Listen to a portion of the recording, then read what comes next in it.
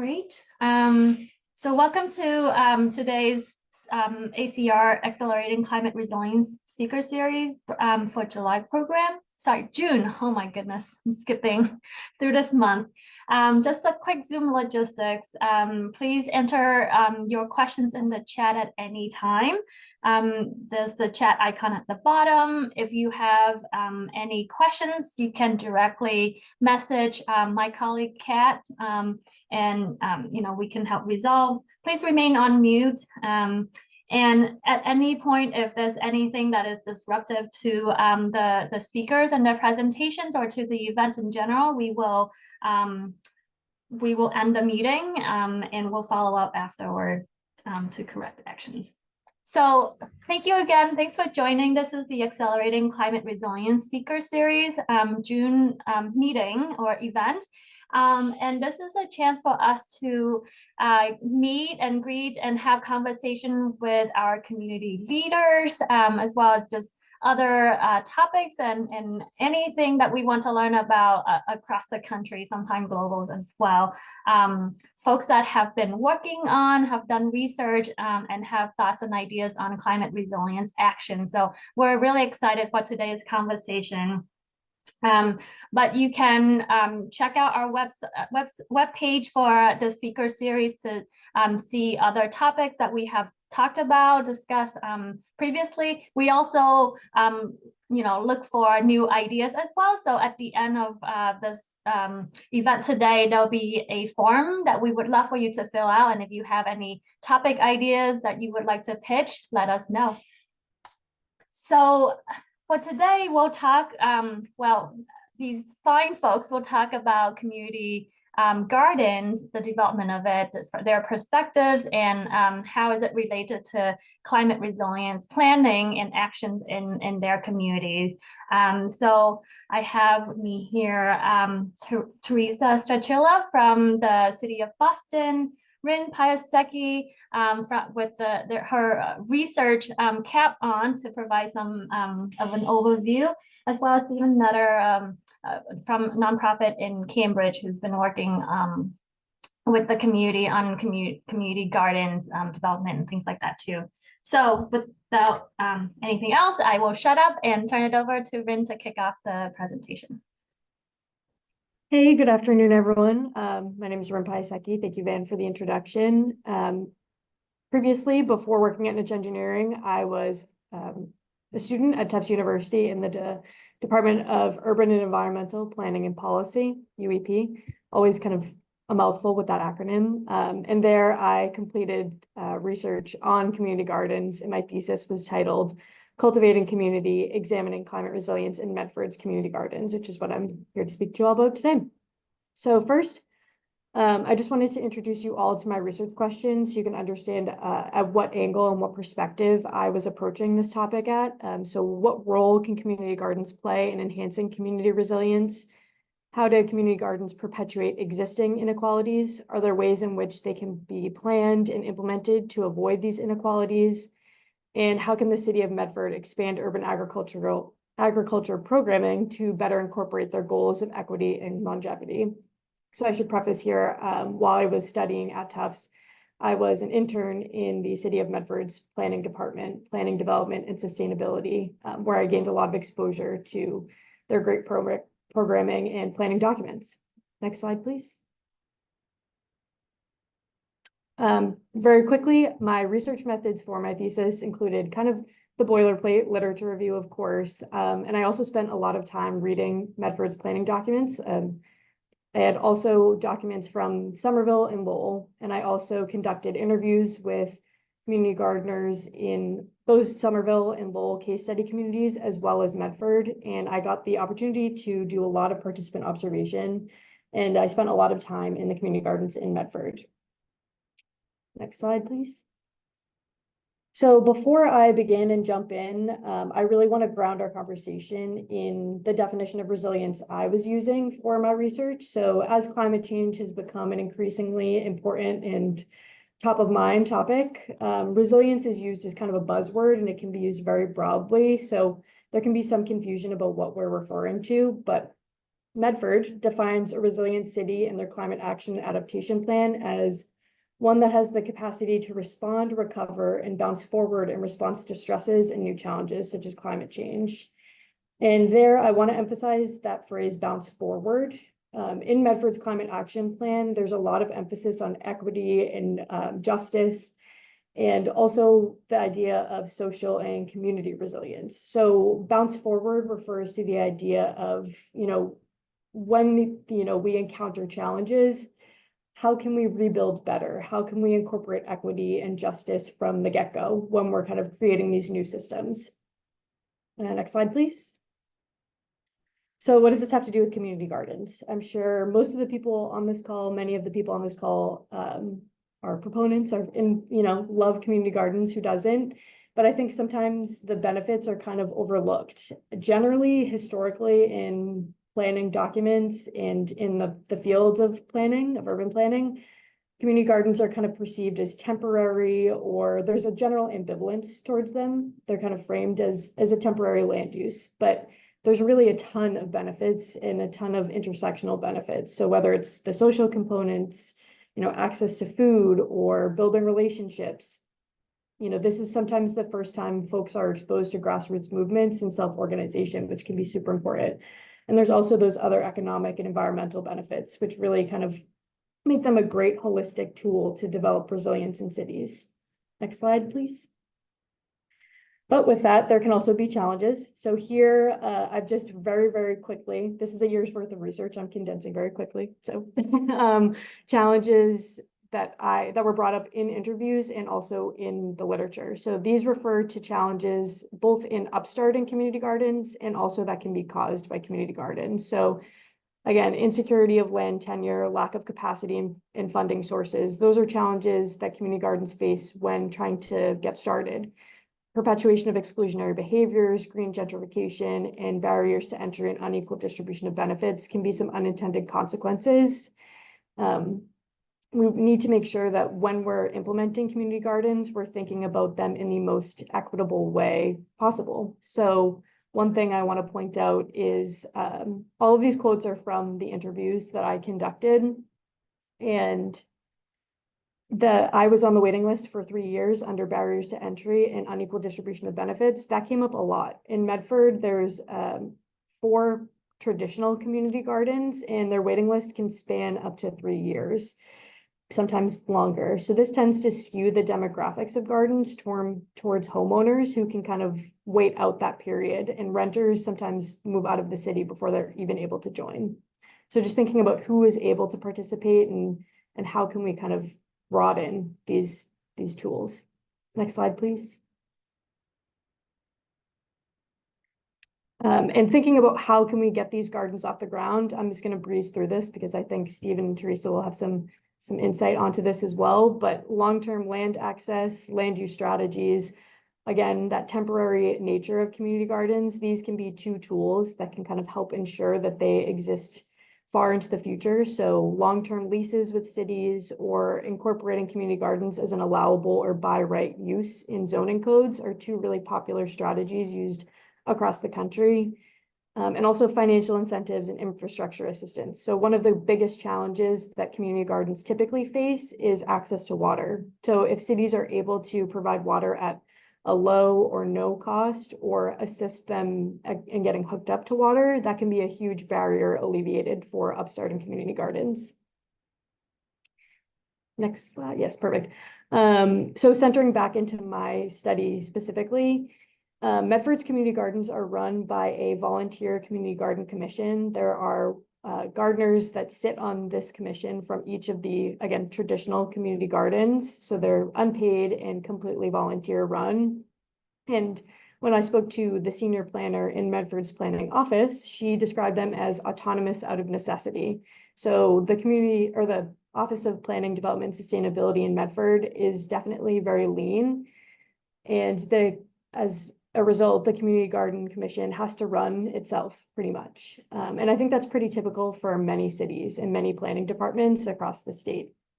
So they've been trying to expand community garden programming across the city, but they've had struggles kind of implementing them throughout. There's a lack of space, and open space is, definitely a hot commodity in so close to Boston. So in an effort to expand programming, the Community Garden Commission has partnered with the Housing Authority and the school department to create additional gardens and kind of widen the breadth of their programming. Next slide, please. A big part of my thesis, again, was analyzing how community gardens are presented in planning documents. So I took a look at many planning documents created through Medford, the city of Medford, and looked at how community gardens were represented. Were they being framed as resilience tools? And in short, they really weren't. So you can see the phrase community garden occurs 45 times in the open space and recreation plan, but that's mostly in reference to existing conditions. There is a community garden in X Park. There is a community garden in Y Park. But in the Resilient Medford Resilience Hubs report, which centers on creating resilient programming for the city, there were 0 references, which is just something interesting to note. And you can see that's starting to shift with 19 occurrences in the Climate Action and Adaptation Plan. But I definitely think we should be thinking about how we're representing and talking about these community gardens. Next slide, please. Finally, I'm just going to breeze through the 3 key themes that I heard in my interviews. So the first key theme, land use. Surprisingly, land tenure was not really an issue that was apparent in my interviews. Again, the senior planner in Medford's office really pointed to Massachusetts' kind of stringent open space protection laws to this. But I think one thing we should be thinking about for land use is how can we convert vacant parcels? Something I heard in Lowell, this has been a very successful strategy in Lowell, is that parcels are vacant because there isn't a whole lot of demand to develop them. So that's not the case in Medford, and that's going to be really community specific, but it is a strategy that can be implemented to create more gardens. Next slide, please.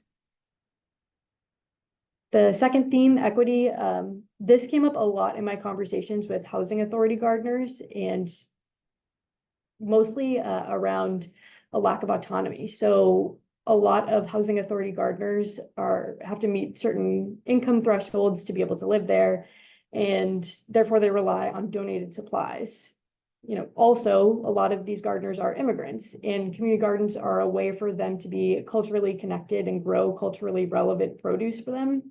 And through relying on donated supplies, this can lead to a lack of autonomy and not allow them to grow and kind of get the full benefits of being a part of a community garden. Additionally, materials are only provided in English in many cases, which leads to gaps in the awareness of the garden's existence. When I went to a welcome meeting at one of the housing authority gardens, I remember one gardener had to bring her 7-year-old daughter to be able to translate the materials. So just thinking about how we're engaging these populations. Next slide, please. And the final theme, resilience. So when I talk to gardeners about resilience or ask them directly, I had some kind of pointed questions. How do you feel like you're advancing resilience is by participating in a community garden? Some people weren't necessarily sure that link even existed. Most frequently, they pointed to food security and the importance of growing food in the event that climate change makes it impossible or changes the way food systems work in Massachusetts. And that was great, but it's interesting to see that community resilience wasn't really referenced too often. Folks didn't really understand that link, and I think that can be something that we can emphasize as proponents of urban agriculture and community gardens. And really, it's a huge benefit. It can really help further social resilience. And someone did mention common space for a common interest. I think that really summarizes it well. This is a way for people to develop those social connections and create new connections. So with that, I'll hand it off to Theresa, and happy to answer any questions. Thank you, Ren. Awesome. Thanks, Ren. That's a really fantastic stage setting and talking about some of the benefits of community gardens. Good afternoon. I'm Theresa Strachila. I'm a program manager with the City of Boston's GrowBoston, which is our Office of Urban Agriculture. And this is part of the Mayor's Office of Housing. I am going to speak a little bit more to kind of how the city is supporting the creation of community gardens through the grassroots open space development program, this program is really addressing some of those issues that Rin raised around land tenure and capital funding. Next slide, please. So as mentioned, this is part of the Office of Urban Agriculture, GrowBoston. Our goal at GrowBoston is to support people who are growing and producing food in the city. And through the grassroots program, we provide grant funds, city-owned land, and technical assistance to help develop community gardens, urban farms, and other green spaces. Next slide, please. Kind of through the program, there's a few different stages. We talk about site identification, community engagement, which is where I'm going to focus a lot. And then I'll also run through just the process itself in terms of the RFP and developer selection, designation and conveyance, funding and construction, and recent projects. Next slide, please. So the program that I manage, a key portion of it is thinking about city-owned land. The city of Boston has about 1,200 parcels of land that it has taken ownership of through tax foreclosure. About half of those parcels are not really appropriate for development of any kind, very ledgy, small, not having street access or things like that. And of the other parcels, many are dedicated towards the development of affordable housing. But a great part of being located inside the Office of Housing is that we're also in those conversations, and where there is strong community interest in creating and preserving open space, or where there are groups that are looking for reduced land to drive forward a project that's an open space project, we're able to help provide and include an assessment of, here's some sites that may be available for the type of project that you're looking for. Next slide, please. So once a site's been identified, either through a community group that's come to us and is looking for a site, or has organized around a particular piece of city-owned land in their neighborhood, we have a pretty intensive community engagement process with the goal of developing a community vision for the future of the site. As many of you likely know, as municipal employees or folks working in Massachusetts, we have a pretty strict state regulations around the sale of city-owned land. And a big part of my job is to help provide technical assistance to groups to navigate Chapter 30B and how we go about that land disposition process, as well as really the process of talking with groups and providing technical assistance, but also talking with neighbors and helping them to understand, how to go through the process. But what they want is key to developing that social resilience. It's both building relationships within communities, but also building the capacity of community members themselves to drive forward more projects like this. Next slide, please. Once we've done community engagement to develop this vision for the site, then we do issue a request for proposals. Typically, this is for the sale of land. The city of Boston does have community gardens that that are on city land that we manage, but our capacity to do so is pretty limited. Most of the community gardens in the city are owned and managed by the trustees of reservations. But there are a number of community gardens that are much more independent and have been started and are run by small neighborhood groups that have wanted to, worked with maybe a sponsor organization, but are really self-managed. Even those that are run by or owned by the trustees of reservations are largely self-managed in terms of their regular operations, but are getting support from the larger organization for key capital construction projects. Once we issue the RFP, we typically lower the price of land to $100 a parcel to really help create support and subsidize this work. We see the value of community gardens both for the social infrastructure that they're able to create, and then also some of the mitigation effects of the impacts of climate change in terms of combating the urban heat island effect and increasing impermeable surfaces in the city, as well as in terms of food access. I think we have to recognize that we're not going to be growing all of the food we need to eat in the city ourselves. However, by promoting the growing of food, we can increase the awareness of folks around local food systems. And so folks who are engaged in community gardening may be more likely to support local and regional food systems to help grow that resilience locally.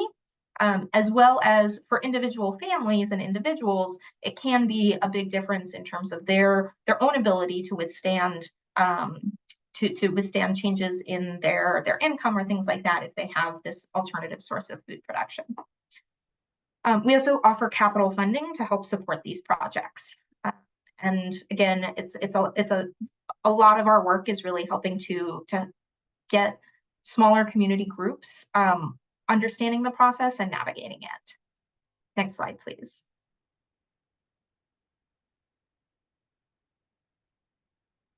And then this is really a long process. And so once we issue an RFP, we select a developer. We often gather more community feedback about that about any developers who have applied. We are then we're working in depth to ensure that the group that's been selected as the developer has the ability to carry out the project. So they're getting their permits, they're finalizing all of their fundraising. Typically that includes a capital grant from our office of anywhere from $50,000 to $150,000. But as you know, as Rin was mentioning earlier, it's really expensive. That doesn't cover the full costs. It's costing somewhere between $60,000 and $80,000 to install a municipal water connection in the city of Boston. So we're guiding groups through the steps they need to take. And then we do sell the land with use restrictions. We put deed restrictions in all of our deeds to limit the future use of the land to, a community garden or whatever use was specified in the RFP we issued. Next slide, please. Funding and construction. We help provide funding for these types of projects utilizing HUD's community development block grant funding for improvements to neighborhood facilities that benefit low and moderate income areas and clientele. Most of the land that the city owns is in communities that were historically redlined and that continue to be low and moderate income areas. And so projects that are created through our office, through the grassroots program, are typically eligible through their geographic location and by nature of being open to the public to receive this funding. We do also offer funding to projects that are not on our land, trying to help community gardens, again, with capital projects to help maintain and upkeep those projects for the long term. We do monitoring of all of our funding. And next slide. So I've got a couple of recent projects that I just want to highlight. So this project is in process, and this is the United Neighbors of Lower Roxbury Community Garden. Has been a longtime community garden, grassroots up, that came at least 30 years ago. And we were able to sell the community garden and an adjacent parcel to the United Neighbors of Lower Roxbury through a competitive RFP process and award $125,000 in grassroots funding. So this was a very small, largely self-directed garden that is now able to have permanent land tenure and is getting a huge overhaul. This is a site project in process. And next slide. And this is another recent project, although slightly different from a community garden, but also that falls into our purview. The Edgewater Food Forest was a vacant lot that the city's owned for almost, I can't do math, but 70 years, something like that. And the group of neighbors came together wanting to do something with this and partnered with a local organization called the Food Forest Coalition to develop the parcel into a food forest with these community spaces and basically taking out a ton of trash, tires, shopping carts, and reclaiming this land into a community space. Again, sold at reduced costs with permanent open space restrictions and receiving $125,000 in funding for our support. So yeah, there's lots of great things that we can do to support community gardens. And I think the huge piece that I want to emphasize is the process of community members organizing and coming together to create a community garden. It is really key to helping build their own infrastructure to support that garden long term, but also to support each other. Thank you. Great. Thank you so much, Theresa. Stephen. Yeah. Oh, hi. So I'm Stephen Nutter. I'm the Executive Director of Green Cambridge. We're an environmental nonprofit in Cambridge focused entirely just on the city. And I'm going to be echoing a lot of things that our other two speakers have talked about and kind of showing how they're put into practice, particularly some of the research work, which is a lot of where our work really kind of started from, both kind of a mix of research and also experience from other places. So this is a picture of our Hurley Street neighborhood farm back there on the other slide. This is just one of our community growing days. Everything that we do is completely communal, so nobody has their own individual plot. And one of the reasons for that was to look at that wait list issue with community gardens. Next slide. So Green Cambridge, we've been around for 20 years. We're celebrating our 20th anniversary this year. We're actually having a big party in Kendall Square on the 27th. If you go to our website, you can join in. It's going to be a lot of fun. Our focus is on justice, equity, safety, and connections with each other within the local environment. We've done a lot of advocacy work over this past 20 years, including work on open space. We helped launch the work that started the Net Zero Action Plan, which I'm sure a lot of you out there have maybe seen. Our Urban Forest Master Plan, which is an outstanding document, which you should take a look at if you're interested in that. And the Cambridge Food Plan, which we got a lot of assistance with from MAPC, and I'm going to put a link in the chat for that. We have run 4 programs, one in the Alewife Reservation, where we're reforesting and bringing back some of the native species there. Our Grow Together program, which is the urban farming, and then Wildlife Arts and Canopy Crew, which is a tree planting program where we pay teens through a 9-month internship. So next slide. So a lot of our work is kind of takes that step from like how I relate to the environment, like what's my carbon footprint, that sort of thing, trying to change the conversation over to how do we relate to each other within the environment, because we're just, we're part of the environment like anything else. Next slide. So we, sometimes we jest that Cambridge is actually a farm and a forest and a wetland. We just happen to put a bunch of buildings in it. But if you do look at old maps, which we do often, if you go to the next slide, this is a recreation of Cambridge in recreated map Cambridge in 1635, which you can see in the dashed areas there. That we actually were like a third wetland, and the other areas outside of Harvard Square was a lot of farms, and just like Boston Common, and we also had our Cow Common. These were often places where different people who had livestock could come and use a communal space for their work. So communal growing, communal agriculture has a long history in this area and a long history in New England in general. Next slide. So this is a map. This is a modern day Google slide map. But I've taken those wetland areas and placed them on top of where the existing buildings are, and so you can see in the blue areas, like all of Kendall Square, biotech leader in the world, is sitting on top of wetlands. Also the Alewife area, a lot of Harvard Square, Riverside, the port, lots, most of MIT. So it's all wetlands. Next slide. So that has a lot of implications in terms of, kind of going forward. I think we find these similar sort of land patterns across many different municipalities across the region. One of the things we're faced with here in the Northeast is, prior to 2000, we had just a couple weeks where it got like 90 degrees. By 2070, we're looking at a couple months of that, including a couple weeks where it goes over 100.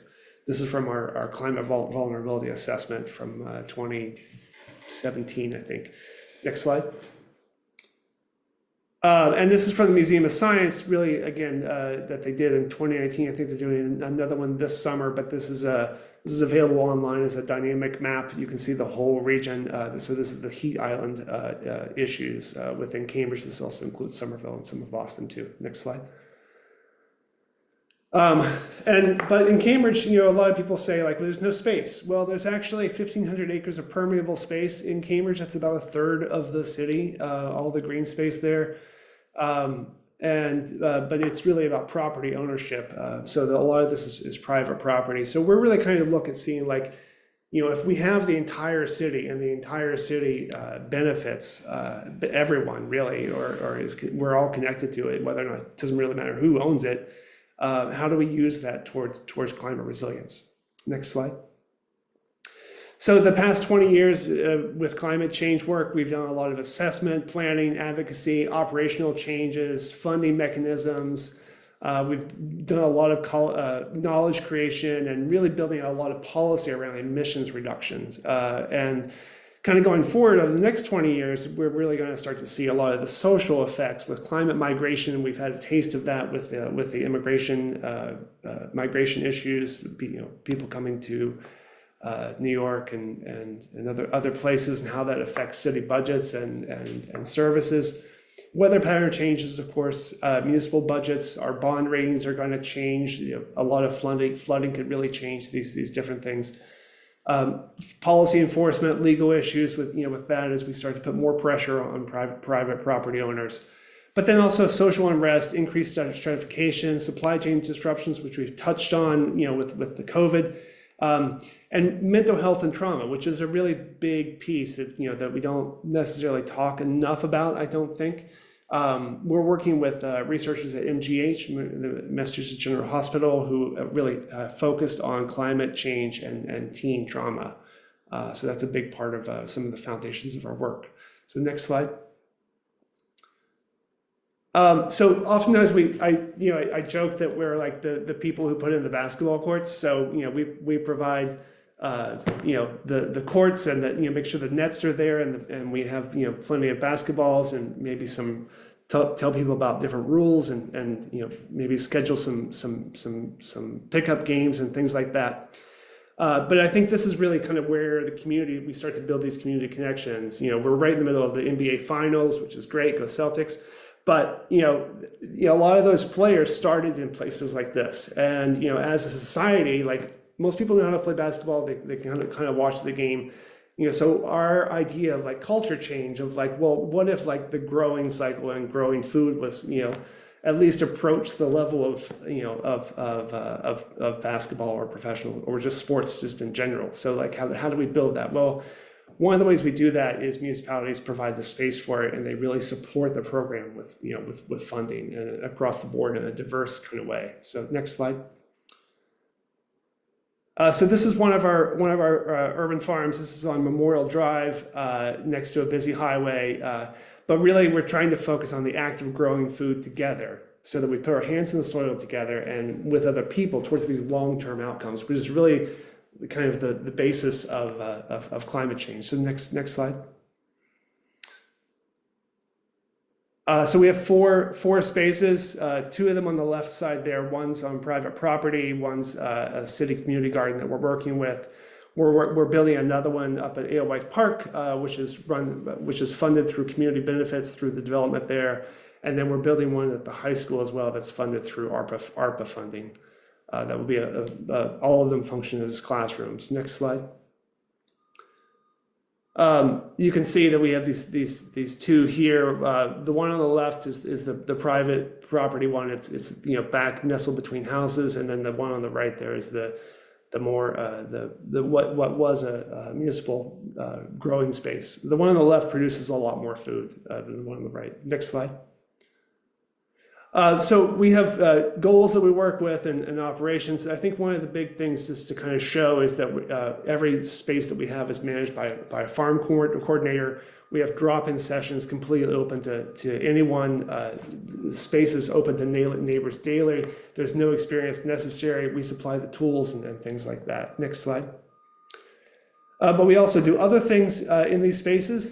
So we have a partnership with a food pantry, which is where most of the food goes to. We use this education space. We have monthly workshops. But then we do fun things like Beats of the Farm, where we have DJs come in and use it as a big social space. And really our values where like every single person brings experience. There's no master gardener. And we try to do permaculture based as well with as little inputs as possible. Next slide. And so our goal really here is to build the foundations for the next generation of residents and to really get them involved in growing food. In Cambridge, we have about between 60 and 70% renters, so they don't have access to agency or over their space. So by being able to provide these spaces in an open and communal way where anyone can come, can help mitigate some of those things and help us build deeper climate resilience at a community level across the generation. Thanks.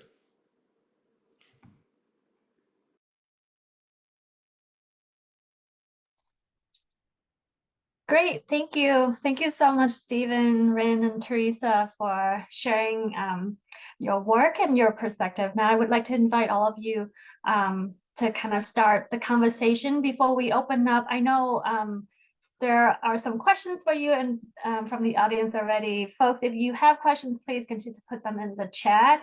But before I open up to the audience, I would love to give you all a few minutes if you have questions for each other, since you just met each other as well very recently through this program. Yeah, absolutely. I actually have a question for Rin.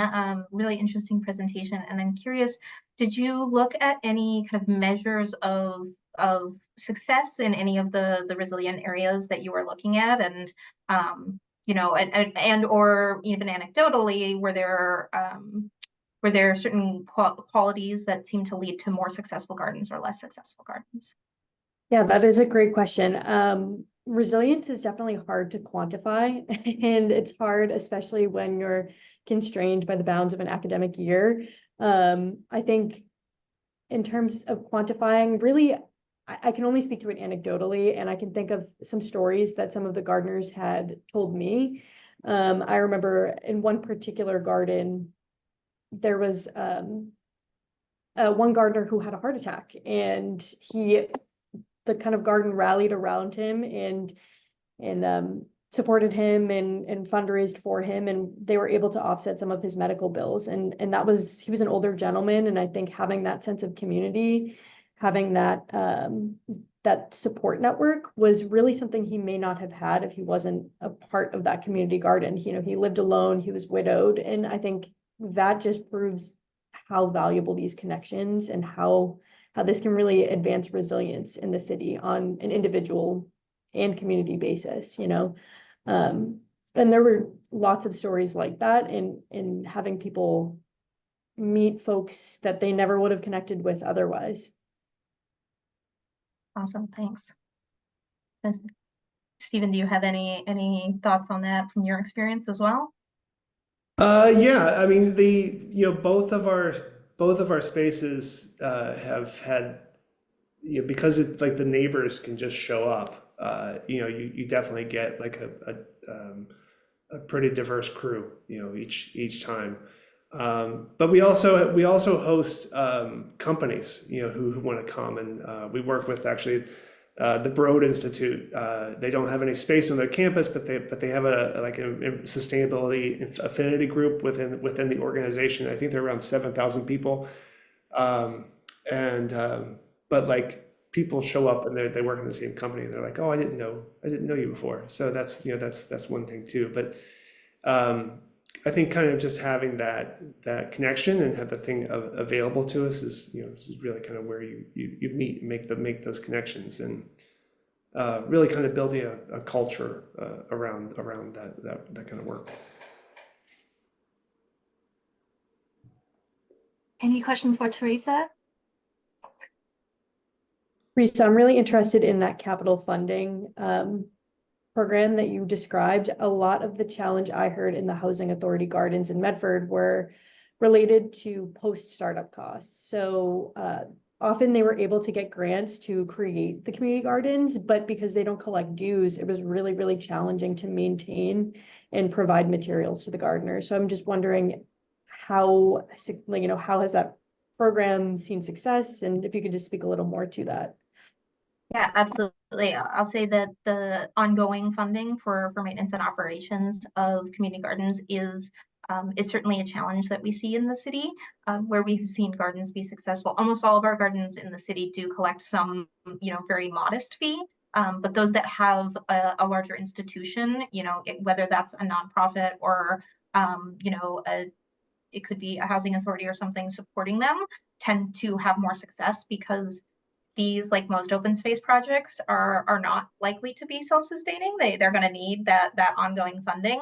And we're fortunate. We're doing work with our housing authority more, and we're seeing them start to commit those operating dollars. We're seeing it at Boston Public Schools as well. Really getting commitments of operating dollars on long term for those projects to be able to get supplies. We're also hoping to build some connections between the kind of larger growers and gardens in the city with some of those smaller and newer ones to help facilitate the transfer of seeds and supplies. We ran a pretty successful facilitated a donation of seedlings from larger urban farms, both in and then some nonprofit farms right outside of the city, to housing authority gardens, and available for folks who are low and moderate income. And so I think kind of fostering those connections and community is going to be a big way to help keep those gardens going forward. Yeah, and for us it's similar, but kind of more diverse. We have funding from for example, the Alewife, it doesn't just come with space, but it actually comes with 10 years of funding, a level of funding for 10 years. We have the ARPA funding. There's the CPA funding, which is available as well. And in Cambridge, we have participatory budgeting. So there's funding for that.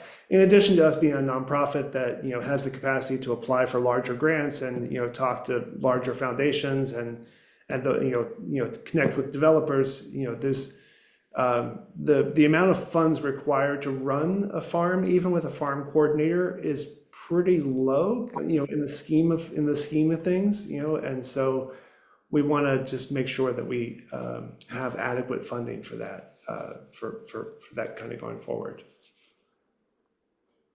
I have a question, and also I'm seeing in the audience there's a similar questions too. I think this is kind of getting to like the ownership of the communities, how to like empower community members to take ownership, but I think that's also speaks to like the importance of being able to maintain these community gardens, because I'm sure your staff capacity is stretched beyond thin. And so what is that engagement process that should look like, and what's the conversation and how to bring folks in, and just like, this is your like, we're supporting, but it's also like, this is how like we need your help to kind of keep things going and growing, and give them that ownership so that they can create their own space as well. Anyone want to take? I think for us it's really, we get kind of diverse level of experiences at our growing spaces. There's often every year there's often somebody who has moved here or has been growing for a long time, and we've had people who, for example, like moved into some of the newer buildings in Kendall Square where they have like a balcony, but they moved here from like a place where they had a yard and they had been growing for like 20 years. And so they kind of come in and kind of like, help share that. But then we have the farm coordinators as well, who give give tasks and sort of weekly tasks. So they're able to kind of, by the end of the season, a lot of people who come in, came in, was just like, oh, I was just curious about this to see what was happening. By the end of the season, they're like, fully growing. They're like master gardeners at that point, right? So, they're always doing it in community because no one has their own plot. So you really have to kind of like work it out and figure it out. And the ownership does come. And then what I actually find interesting is that the ownership comes across the spectrum, right? So some people, are way more engaged, and some people come 3 times a year, which is perfectly fine. Some people could just go and just read, so that's perfectly fine too. It just becomes another public space. Stephen, I'm interested. Go ahead. Sorry. I was just going to ask Stephen, do you get pushback around that community model? I know that sometimes there can be kind of, from the gardeners themselves, they would like to have their own plots and they would like to kind of have that control over it. I'm just curious if there's been any pushback in that way. We have had a couple people who have had the pushback, and that's included in the food action plan, actually, so that there's other places to go. So we really want to, again, have a diversity of experiences and diversity of spaces and ownership and engagement. I just wanted to add that certainly where we see the most successful gardens are where there is a wide team of community members who are really committed and working together. And I think that, although in many ways I also wish the process was faster for getting land ownership and getting these gardens up and working, but the fact that it is a long process does help to build those teams of folks who are working together and getting to know each other and working through this process, and that the length of the process I think does sometimes contribute to the long-term success of those groups, because it's really fostering those long-term connections, and you're seeing the same faces and starting to meet people who maybe you wouldn't know, who are all interested in the same thing. Thank you all. One questions we have is, let's have a discussion around gentrification. So interested to hear from all of your perspective from the research as well as the interviews that you've done, Rin and Theresa and Stephen, from the the planning work that you do with community and in your municipality.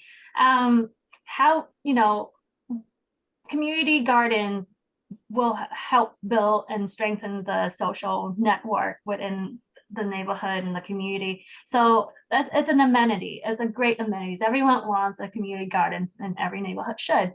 But that, frankly, does kind of add to the value of the communities, of the land and things like that. And so sometimes that change the neighborhood landscape. What kind of conversation or discussion of policy or programs, how do you prevent that from happening, or how should we kind of approach this kind of issues of gentrification and maintain this amenities, this resources for communities who need them?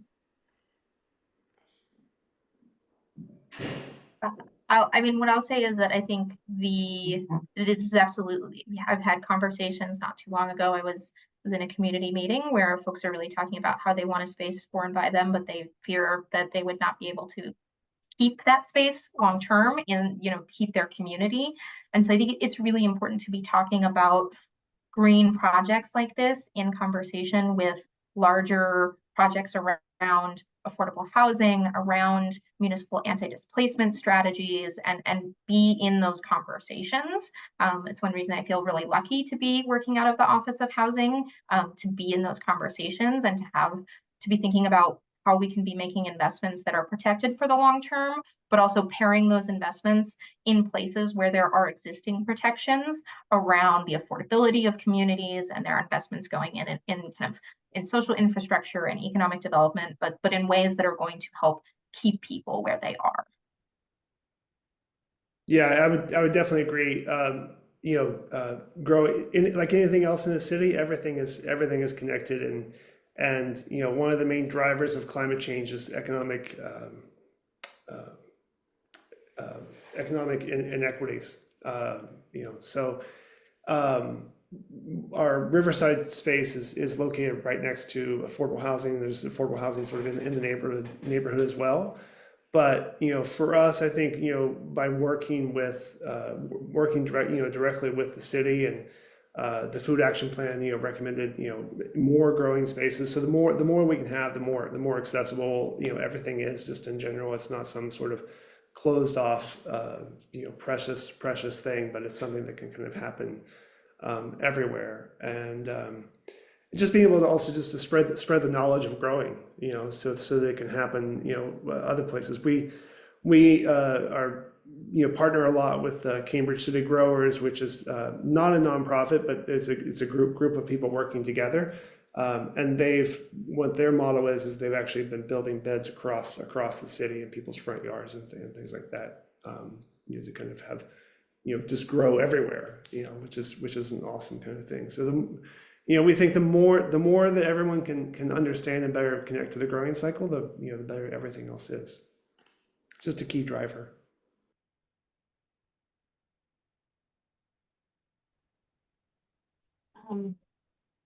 Yeah, Ren, sorry. I would echo exactly what Theresa and Stephen said. I will not claim to be, an expert on displacement or anti-gentrification policy. It did occur quite frequently in my literature review, that theme of green gentrification.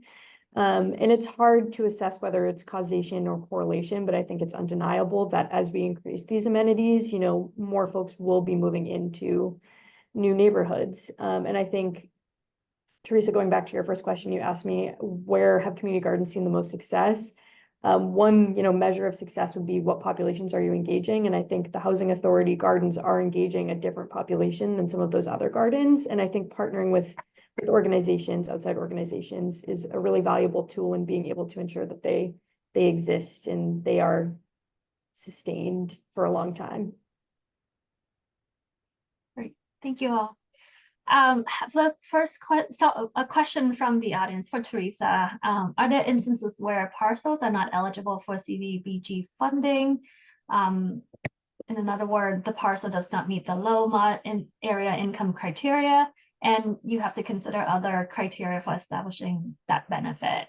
You come across that? Absolutely. And if folks are interested in talking more about the CDBG funding and how we utilize it, I'm happy to connect offline. It is very complicated. Almost all of our projects qualify as a low mod area for CDBG funding, which makes the reporting much easier.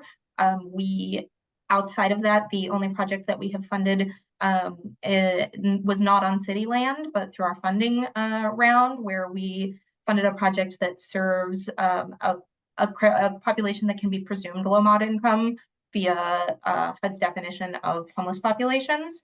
And so that way is also much easier to avoid the individual family income documentation. We've had some projects apply that would have had to meet that criteria and document individual family income. And after deep conversation, they decided not to, because they didn't want to disincentivize individual participation by requiring additional reporting from their participants. And so I think it is still a challenge, it's a limitation for sure on the funds, but it's also it also helps us to focus our energy and our efforts on those gardens that are serving low mod populations. There's lots of gardens in the city that are not primarily serving low and mod income folks, and we think that they may be able to access other resources. Thank you, Theresa.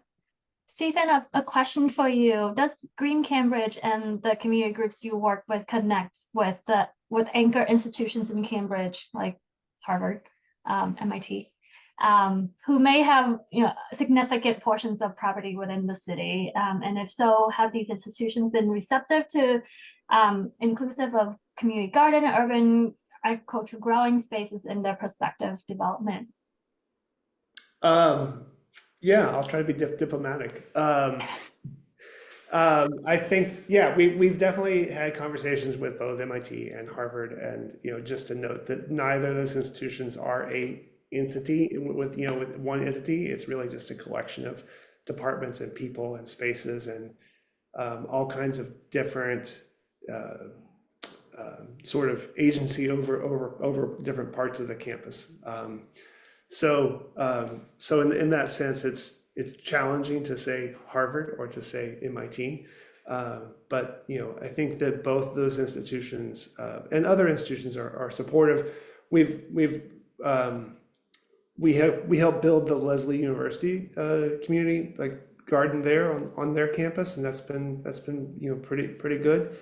While trying to ensure to give them ownership over the space, and not us having to sort of come to us. They have lots of people there. And I think that they'll have been supported, but that's kind of a growth area for us to have those spaces, especially in places in some of the larger institutions where the edge of the campus is like butting up against the residential and affordable housing areas too. We definitely see that at the MIT area, so that it doesn't feel like you're trying to where the community is trying to walk across the campus to this place that definitely has kind of an insular feel to it. We just can't escape that. The whole town and gown relationship is a really challenging one, and especially in Cambridge of other places. But I think the outreach that we've had with places like the Broad Institute, and where there is a connection there, where they're actually using some of our resources, and they're providing benefits, financial support for us, to be able to do that, which then allows us to do other things for other parts of the area, and then again, like IQHQ, who's developing the Alewife Park area.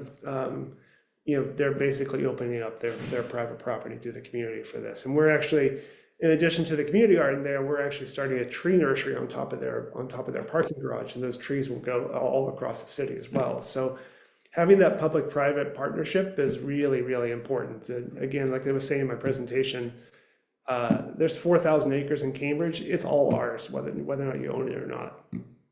Yeah. Quick question, I think this is just to clarify, the tools for purchasing, storaging, and just accessing and repairing all the different gardening tools and things like that. Is that Theresa, it's for the city of Boston, your office is taking care of that, and Steve, your organization is taking care of that for your prospective project? Great question. So our capital grant funds can't be utilized to purchase tools. However, since the creation of the Office of Urban Agriculture, we've launched a mini grant program that has provided gardens the opportunity to apply for up to $1,000 to purchase tools, seeds, plants, and supplies each year. And so we're trying to drive more resources to support those things. A lot of it is certainly purchased by individuals in the gardens.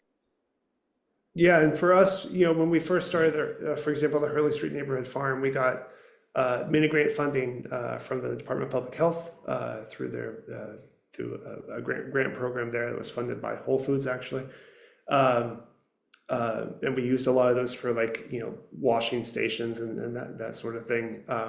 But we provide all the tools and everything. We purchase them as part of our programmatic budget. And we have it's a big part of our operations. We have a go bag that has all the stuff in it, so we can just pick up and go and provide with everything, every single session. And then our spaces also will have storage spaces as well for offsite. And people come with their own too. So it's one and all. Great. Rin, Stephen, Theresa, thank you so much. I can't believe we're at the hour already, so I don't want to keep you any longer. Thank you, folks, for joining the conversation. Please send us follow-up questions or fill in, the evaluation form. Kat will put it in the chat after.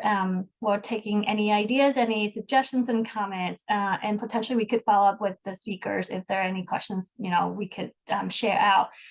This is recorded, so we will add this recording to our ACR speaker series page in a few days, let's put it that way, as soon as we can get to that. But again, thank you, Stephen, Rin, and Theresa for joining today and sharing your perspectives and the work that you've done. Thank you so much for everything. And it's really helpful to see these community gardens as we're strengthening the social resilience, much needed as we're talking about, the actions for this changing climate. So thank you all. Have a great day and see you in the next one. Bye. Bye, thank y'all. Thank you.